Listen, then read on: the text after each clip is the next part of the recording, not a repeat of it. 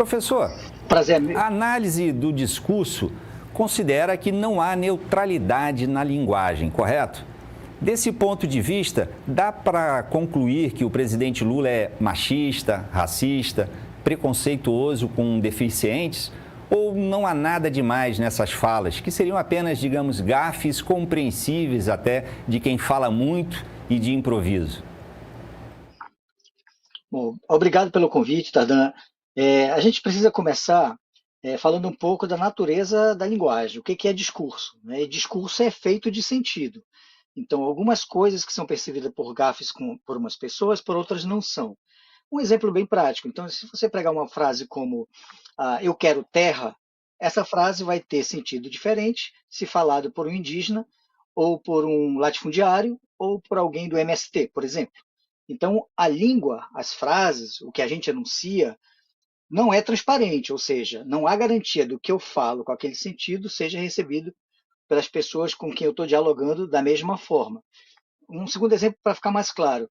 Se alguém, né, se um negro, uma pessoa preta, de raça preta, anda com uma camisa escrito assim, orgulho negro, isso significa orgulho de raça. Mas se uma pessoa branca usa uma camisa dizendo assim, orgulho branco, né, isso já é neonazismo, então, assim, não há uma simetria na língua porque existe uma história.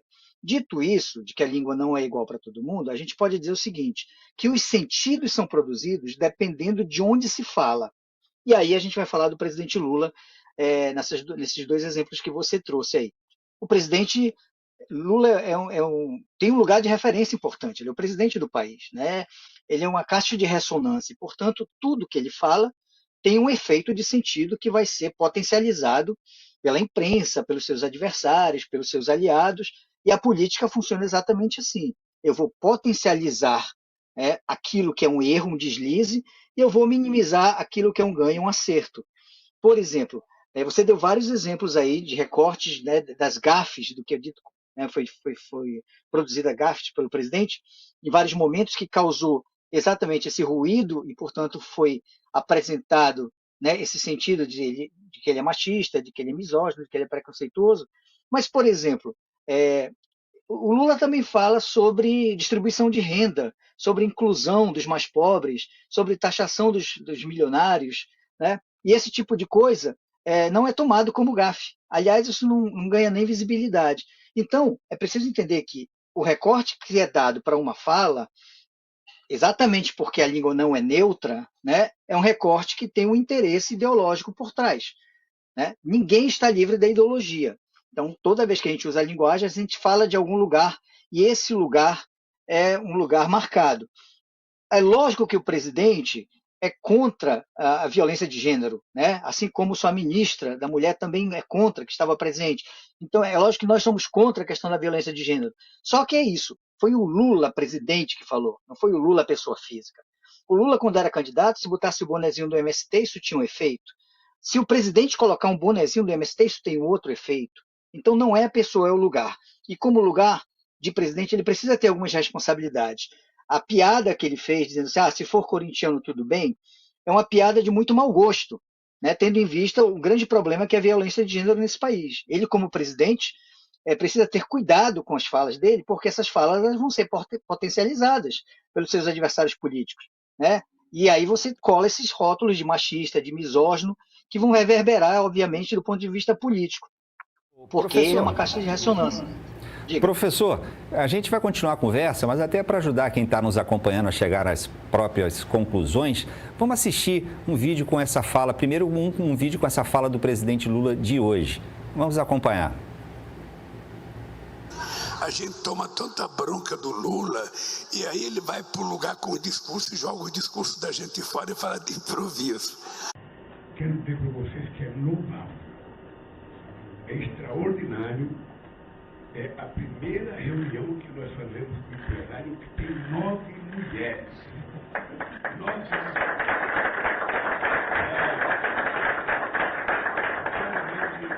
É um marco histórico, sabe? É um marco histórico. E quem está falando com vocês, eu tenho dito o seguinte, é o presidente que depois do Dom Pedro II, que governou 69 anos, e depois do Getúlio, que governou 30, 15, mais 4, eu sou o presidente com mais experiência desse país, mais fiz reunião, e eu nunca fiz uma reunião com tantas mulheres no mesa.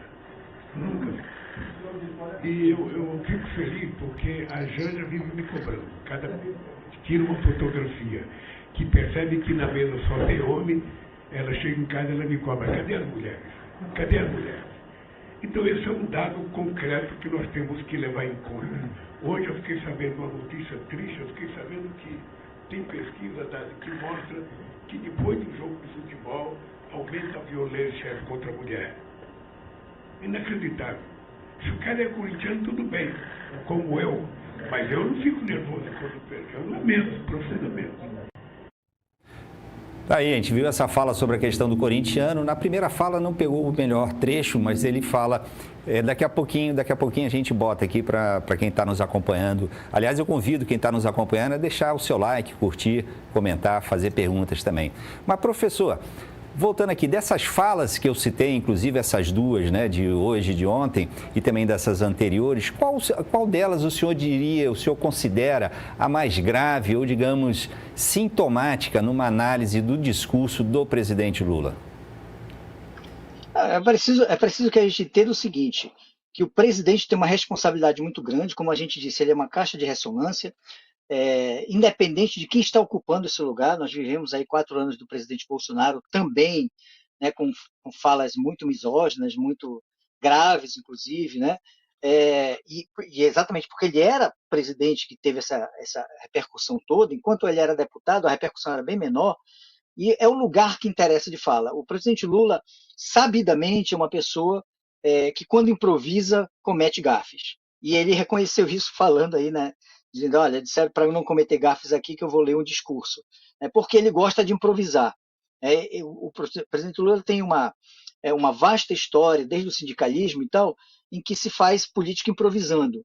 Só que os tempos de hoje em que a gente vive são tempos em que há uma hipervigilância por conta das questões do identitarismo. Então, quer dizer, as questões das mulheres estão postas aí, a questão LGBT está posta, a questão da deficiência, né, das pessoas com deficiência está posta, e tudo isso agora, por causa dessa hipervigilância desses grupos que estão cavando o seu espaço político, né, dentro da sociedade, todos esses grupos vão ler as falas e vão produzir um efeito de sentido a partir do seu lugar de escuta. Então, cabe ao presidente, você perguntou qual é a mais grave, depende para quem, né? Por exemplo, uma fala misógina para as mulheres é muito grave, né? É menos grave para os homens, né? Mas aí vai ser, por exemplo, mais grave se ele usar um termo para deficiente que não se usa mais, por conta da atualização dos termos. Para os deficientes vai ser mais grave. Então, não existe uma coisa chapada, isso é mais grave sempre, vai ser mais grave para alguém. Agora, o que importa aí colocar, Tardan, é que o presidente tem uma responsabilidade muito grande nas suas falas, e ele tem pecado bastante nas suas escolhas. Então, faz muito bem, eu acho, ler discursos de assessoria e improvisar muito menos, porque isso vai fragilizá-lo menos politicamente, que para ele eu penso que é o que interessa, né? Porque os seus adversários vão pegar essas falas, vão produzir sentidos que eles, obviamente, como adversários políticos, né, são interessados, e isso vai, obviamente, repercutir politicamente. Então, ele é responsável por muito do que se fala, né, e por muito do que se reverbera do ponto de vista da imprensa, do ponto de vista político. É um lugar muito importante, o lugar de presidente da República. Sempre foi, porque é uma caixa de ressonância da sociedade, e é por isso que o presidente precisa ter mais cuidado com essas falas, com essas gafes que ele acaba produzindo, que acaba reverberando negativamente politicamente, né? Quanto menos ele improvisar... Fala muito e fala de improviso, né, professor? Sempre corre muito mais risco também. E claro, para mim, particularmente, eu acho talvez um pouco chama mais atenção aquela da escravidão, né? Que a escravidão teve algo de bom, que foi a miscigenação. Mas enfim, deixa eu botar agora sim o outro vídeo e aí a gente continua a conversa, professor. O vídeo dessa fala de hoje, que ele menciona a primeira-dama Janja. Vamos ouvir. A gente toma tanta bronca do Lula e aí ele vai para o lugar com o discurso e joga o discurso da gente fora e fala de improviso. Hoje, eu quando vim falar aqui, a Janja me alertou de uma coisa. Ela falou, amor, tome cuidado com cada palavra que você vai falar. porque essa gente tem a sensibilidade aguçada. Essa gente. Professor, olhando para toda a trajetória política do presidente Lula, né, e suas muitas falas ao longo dos anos, a que conclusões o senhor acha que é possível chegar numa análise linguística, simbólica e ideológica?